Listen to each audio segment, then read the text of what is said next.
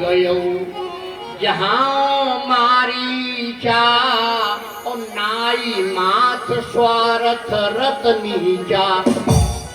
न उसकी आयु बढ़ने के लिए बाबा लिख रहे हो, न विद्या बढ़ने के लिए लेकर आप उसे नीच कह रहे हो, स्वार्थी कह रहे हो, ऐसा क्यों?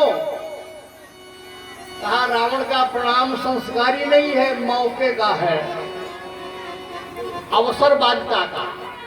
जैसे आजकल के बच्चों से लोग कहते हैं, लोग आशा करते हैं कि हमारा बेटा हमको प्रणाम करे, आदर्श बने। किसी किसी संस्कारी परिवार में बेटे प्रणाम करते भी हैं, लेकिन जो बच्चे कभी प्रणाम माँ बाप को और गुरु को नहीं करते, हाई स्कूल का एग्जाम या कोई टेस्ट का एग्जाम हो तो जो बच्चा कभी प्रणाम नहीं करता वो प्रातःकाल नहा लेगा, और मम्मी पापा और अगल बगल सबको प्रणाम करेगा। अब आप इस प्रणाम को क्या कहोगे? ये स्वार्थ का प्रणाम है। आज स्वार्थ की दुनिया है। भगवान शिव ने राम जी को प्रणाम किया, दूर से ही क्या कहा कि जय सच्चिदानंद जगपाल, जय सच्चिदानंद जगपाल, अस कही चरु मनोजन सामन,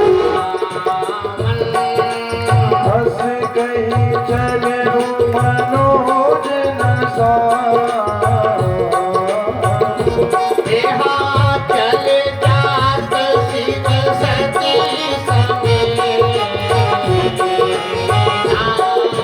चले जात शिव सती समेत,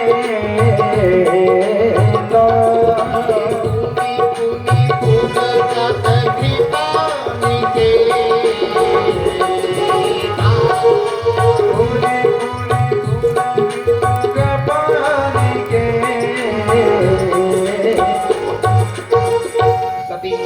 जा रही है। भगवान शिव ने प्रणाम किया, तो प्रणाम कर जब किया राम जी को, तो सती ने कहा बाबा एक बात बताओ, क्यों प्रणाम कर लिया? रोना को, रोने वाले को आपने प्रणाम क्यों कर लिया? राम जी रो रहे थे।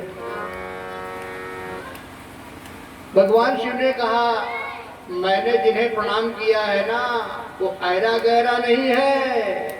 बोले कौन है?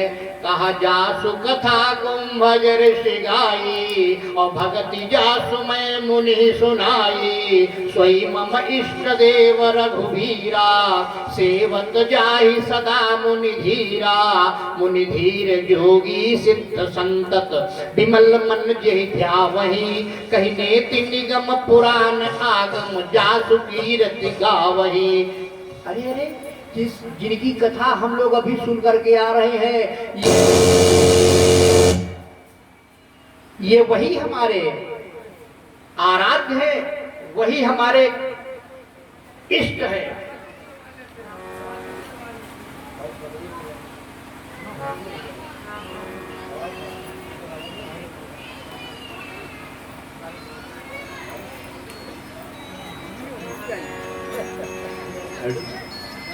जनरेटर बंद कर दो, लड़ाई हो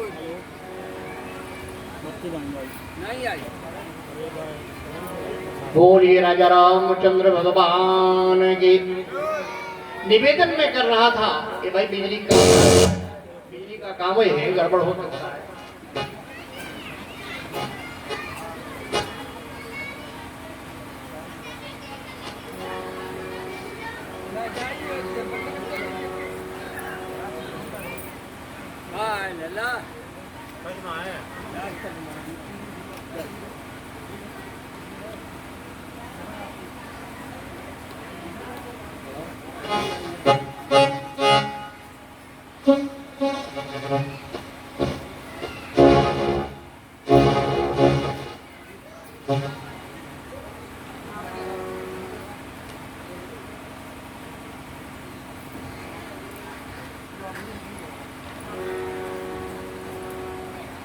आइए जहां हम लोग चल रहे थे वहीं रहे। भगवान शिव ने जैसे ही समझाया, सती की समझ में कहा महाराज ये भगवान कैसे हो सकते हैं जो कहीं भगवान रोता है, ये तो रो रहा है। और आप इन्हें कह रहे हो सच्चिदानंद, सत धन चित धन आनंद, सच्चिदानंद। अगर सत होता, अगर सत होता तो ये विलाप क्यों करते? चित होता तो इनको पता रहता, आनंद होता तो रोते नहीं। इसलिए ये भगवान नहीं है, मैं इनको भगवान मानने के लिए तैयार नहीं हूं। आपने इन्हें क्यों प्रणाम कर लिया? ये सती ने बड़ा गड़बड़ किया। एक तो कथा नहीं सुनी और दूसरे भगवान को प्रणाम कर रहे हैं भगवान शिव, तो उन्हें टोक नहीं कि आपने इन्हें प्रणाम कर लिया है। उदाहरण के लिए जैसे मैं यहाँ आया, मैनपुरी आया था और मैनपुरी आकर के मानो पाड़े जी ने हमको सुना कथा, भीमसेन में मैं आया था तो भीमसेन में कथा कह रहा था। अच्छा पाड़े जी जान गए। भाई दुबे मैं बस स्टेशन पर आया और पाड़े जी के साथ श्रीमती पांडे भी है, पत्नी भी है। तो पाड़े जी ने हमको प्रणाम कर लिया और जब पाड़े जी ने हमको प्रणाम किया तो उसी समय अगर इनकी पत्नी कहे क्यों आपने इन्हें प्रणाम क्यों कर लिया, तो हमको क्या लगेगा? कैसा उस समय टोका। राम जी को प्रणाम भगवान शिव कर रहे हैं और भगवान शिव को सती जी उसी जगह टोक रही है। समझाया लेकिन सती की समझ में नहीं आया। भगवान शिव ने जान लिया कि अब कोई विशेष अहित होने वाला है। समझा करके नारी को थक गए और तब तो भगवान शिव ने कहा जो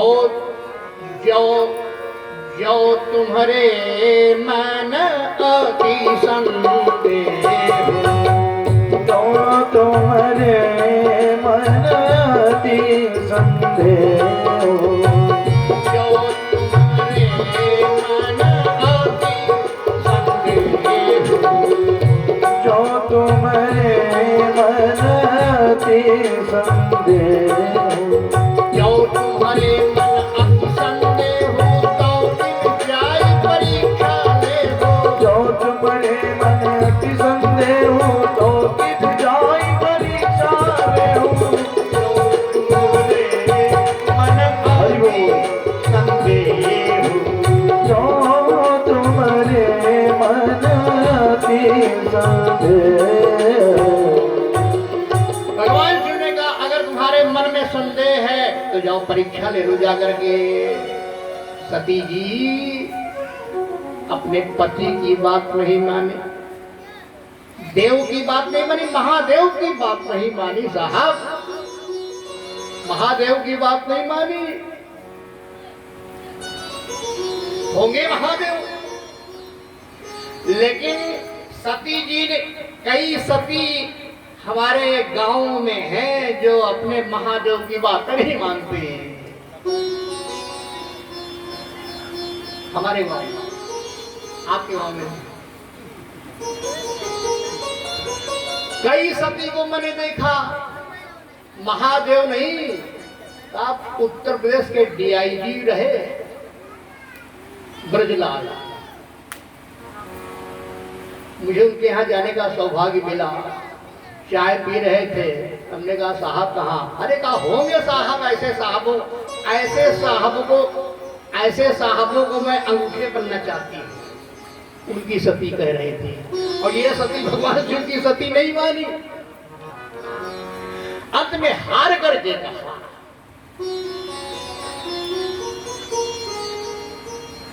एक कथा करूंगा, कथा कह ही रहा हूं। ए बच्चे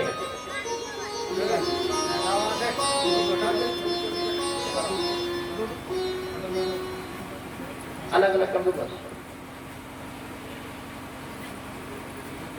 बोलिए रामकृष्ण भगवान की जय। एक राजा, उसने संतों की सेवा किया, संत प्रसन्न हो गए, राजा को आशीर्वाद दिया कि राजन मैं तुम्हारी सेवा से प्रसन्न हो गया हूँ, मैं तुमको वरदान देता हूँ कि तुम पशुओं और पक्षियों की भाषा समझोगे और जान जाओगे। राजा ने प्रणाम किया, चलने लगे। और जब चलने लगे तो संत ने कहा, सुनो राजन, पशुओं और पक्षियों की भाषा तो तुम जान जाओगे, लेकिन उस बात को जो पशु पक्षियों की बातचीत है उसको अगर कहीं दूसरी जगह बताओगे तो तुम मर जाओगे। यानी वरदान भी दिया और अभिशाप भी दिया। फिर बात आई गई हो गई। एक दिन वही राजा वन में टहलने के लिए अपनी रानी के साथ गए, बगीचे में टहलने के लिए। एक गौरैया का नर मादा आपस में चिचुहा रहा था। दोनों नरमादा की बात सुनकर के राजा को हंसी आ गई। और जब राजा को हंसी आ गई तो रानी ने पूछा, महाराज आप हंसे क्यों? राजा ने कहा, नरमादा ये आप बात कर रहे थे तो ऐसे ही आवाज आ रही थी। राजा ने हंसा। रानी ने कहा, महाराज तो बताइए नरमादा पक्षी आपस में क्या बात कर रहे थे? अरे रानी उसको क्या जान करके करोगी? कहा, नहीं महाराज आप तो बताओ। और नहीं, अब आगे नहीं जाएंगे, घर हम जाएंगे। लौट आए, रानी के सहित राजा लौट आए। रानी लेट गई चारपाई में। राजा ने कहा, खाना नहीं, भोजन नहीं करना है। रानी ने कहा, पहले बात बताओ कि नरमादा गौरैया का क्या बात कर रहे थे? 4 दिन तक रानी ने खाना ही नहीं खाया। बताओ। मंत्रियों से पूछा, मंत्रियों ने कहा, महाराज अगर आप बताएंगे तो मर जाएंगे, इसलिए पत्नी मर जाएगी तो पत्नी आ सकती है, लेकिन जब राजा मर जाएगा तो राज्य अनाथ हो जाएगा, इसलिए नीति कहती है आपको नहीं बताना चाहिए। 1 महीने तक खाना पीना रानी ने छोड़ दिया।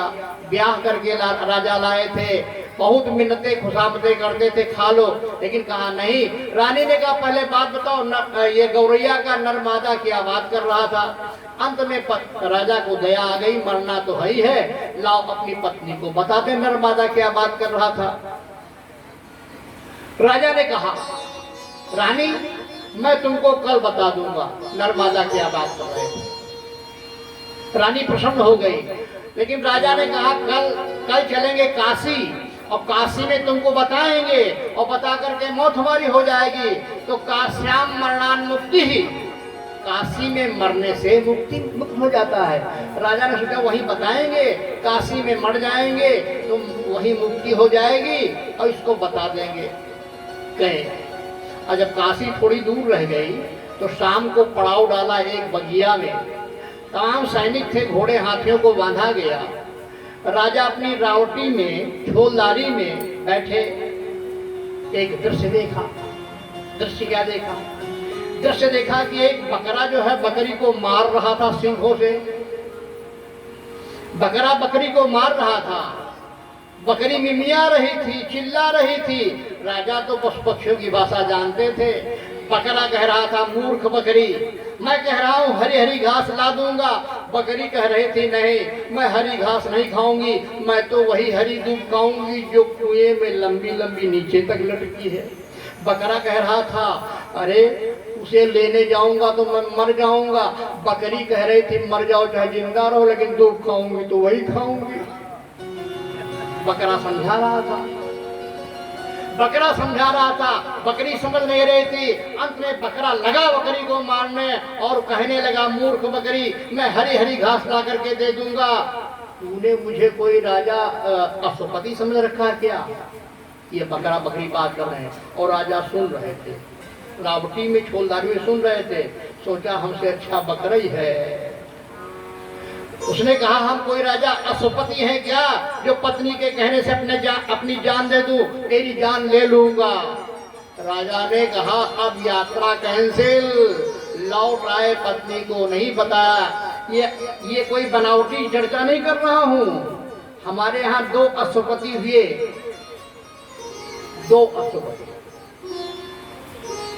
जानकार लोग होंगे तो मैं जिन अश्वपति की चर्चा कर रहा हूँ, इनकी बिटिया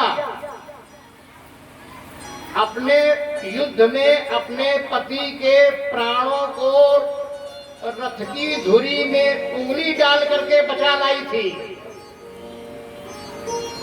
अश्वपति की बिटिया थी कैकेयी, अश्वपति की बेटी कैकेयी। एक अश्वपति की लड़की ने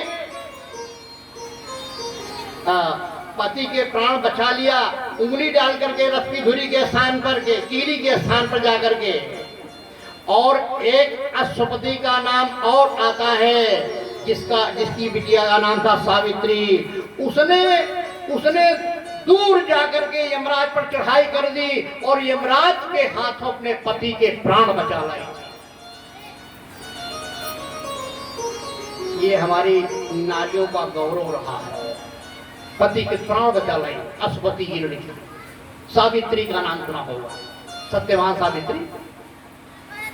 लेकिन ये परमार्थ और स्वार्थ की बात होती है। कैकेयी जब सारथी बनी तो अपने पति के प्राण युद्ध स्थल से उंगली डाल करके बचा लाई। लेकिन मेरे बंधु माताओं बहनों, जब वही कैकेयी स्वार्थी बनी तो अपने पति के प्राण लेने में भी संकोच नहीं किया। ये सारथी और स्वार्थी आपस ये माता बहने कब सारथी बन जाए, कब स्वार्थी बन जाए।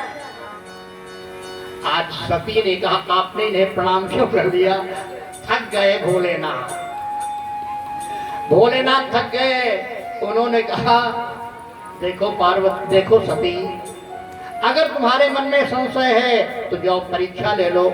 और मेरे प्यारे, भगवान परीक्षा का विषय नहीं है, कथा परीक्षा का विषय नहीं है कि वाजपेयी कथा कह रहे हैं अभी से अच्छे वो थे, अभी से खराब वो थे, तो ये परीक्षा का विषय नहीं है। ये श्रद्धा का विश्वास है, समन्वय है। ये आयोजक कथावाचक के बीच में तादात्म्य होना चाहिए। हम त्रिकोण पर बैठे हुए, बड़ी जिम्मेदारी है। आप भी त्रिकोण पर बैठे हो, एक कोण पर आयोजक, दूसरे कोण पर कथावाचक और तीसरे कोण पर हमारे संगीतज्ञ बैठे हुए हैं। त्रिकोण पर हमारी स्थिति है। इन सब में समन्वय होना चाहिए। अगर समन्वय नहीं होगा कथावाचक और श्रोता में तो तादात्म्य स्थापित नहीं होगा। अगर हमारे बीच में और संगीतज्ञों के बीच में समन्वय नहीं होगा तो भजन और गीत बेकार जाएगा। इसलिए तादात्म्य की आवश्यकता है। और पति पत्नी का तो जीवन तादात्म्य का है। पति और पत्नी का जो जीवन हो तादात्म्य का है, एक दूसरे के प्रति समर्पित रहने का है। इसलिए जब विवाह होता है, आजकल वाले विवाह नहीं, पहले वाले विवाह होते थे तो आचार्य दोनों तरफ का बैठते थे और वेद मंत्रों का उच्चारण होता था। आग जलाई जाती थी, आग के सामने कन्या कहती थी आज से हमारा मन आपका मन हो गया। वर कहता था आज से हमारा मन आपका मन हो गया। कन्या कहती थी आज से आपका दुख मेरा हो गया। और टब्बर कहता था आज से आपका दुख मेरा दुख हो गया। ये वचन दिए जाते थे आग के सामने। आजकल ऐसा नहीं होता। करोड़ों का दहेज तो होता है, 4 पहिया तो दहेज में मांग लिया जाता है। और जो बात कन्या को और वर को कहलानी चाहिए उतने समय जयमाल में 2 बज जाते हैं, 3 बज जाते हैं। लेकिन जब पंडित जी विवाह कराने के लिए पहुंचते हैं तो घर वाले कहते हैं पंडित जी बड़ी देर हो गई, विवाह 60 मिनट में मारिए। विवाह 60, तो पंडित जी को आजकल के पंडितों को इससे मतलब, उनको इससे मतलब है कि होता क्या है। तो जो बात कन्या को कहनी चाहिए, वर को कहनी चाहिए, वो लड़की का पंडित और लड़के का पंडित दोनों बैठे हैं। वो कहते हैं हाँ मालिक वही हो जाएगा। तो जो कन्या को कहना चाहिए, वर को कहना चाहिए, तो कन्या का पंडित कहता आज से हमारा मन आपका मन हो गया। तो वर का पंडित कहता आज से हमारा मन आपका मन हो गया। हमने कहा वर कन्या का विवाह भले न हुआ हो, पंडित का विवाह जरूर हो गया। ये संस्कार है, ये संस्कार है भैया। ये रामायण संस्कार सुनाती है। ये आयुष पांडे, वैष्णवी पांडे मंच पर आ गए और एक गीत की प्रस्तुति। आयुष कहाँ है बेटा? जय बाहर चला गया। संसार के लोगों से आशा न किया करना, यहाँ कोई नहीं अपना, सिया राम का करना। संसार के लोगों से आशा न किया करना, यहाँ कोई नहीं अपना, सिया राम का करना।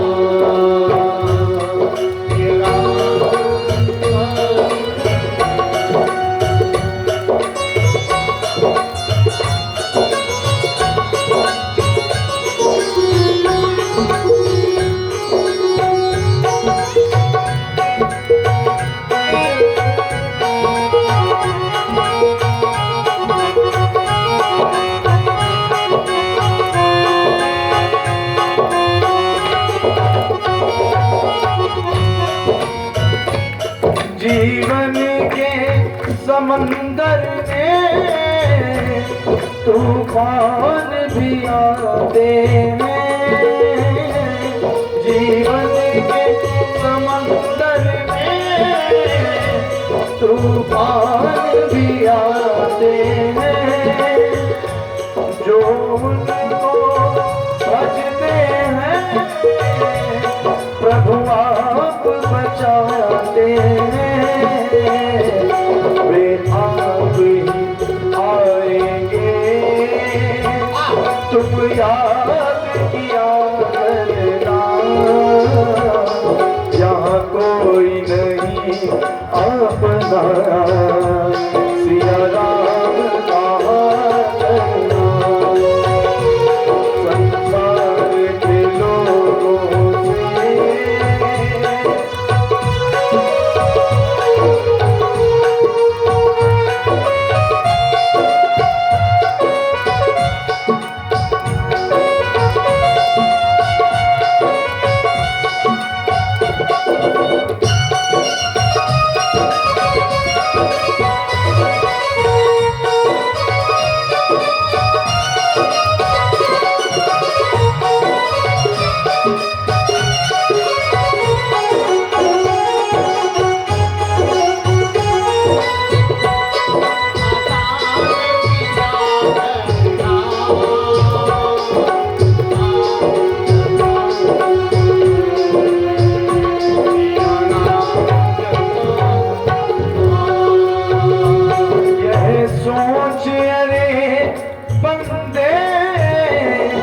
प्रभु तुझसे दूर नहीं, यह सोच अरे बंदे प्रभु तुझसे दूर नहीं, कोई कष्ट हो भक्तों पर प्रभु को मंजूर नहीं, भगवान को आता है भक्तों पे दया करना, यहाँ कोई नहीं अपना, सिया राम क्षमा करना। संसार के लोगों से आशा न किया करना, यहाँ कोई नहीं अपना, सिया राम का करना, यहाँ कोई नहीं अपना, सिया राम का करना, यहाँ कोई नहीं अपना।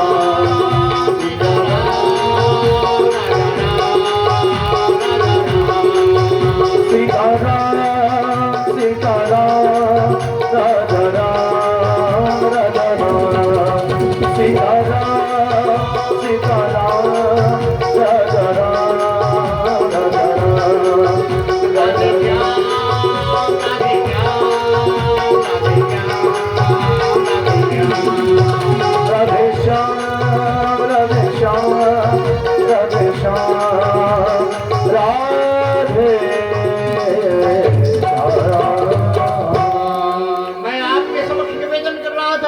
ये राम कथा, ये रामायण की कथा न हमको हिंदू बनाती है, ये राम कथा न हमको ईसाई बनाती है, ये राम कथा न हमको मुसलमान बनाती है, ये राम कथा इंसान को इंसान बनाती है।